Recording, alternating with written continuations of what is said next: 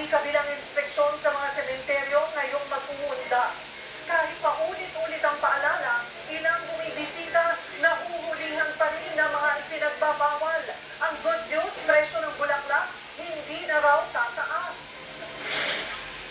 Mahigit 90% ng mga barangay sa buong bansa nakapag-proklama na ng mga nanalo sa barangay at sangguniang kabataan election.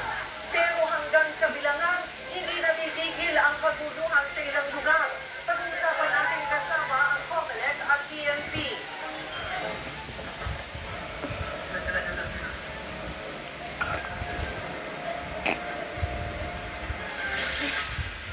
Ang pagsabog na yan hudyat ng mas matinding opensiba ng Israel sa Gaza. Dose-dose ng mga Pilipino na nasa border pa rin, nahihirapan na raw kontakin. Ang update mula mismo sa DFA. At ang tasiklaban ng Halloween Gera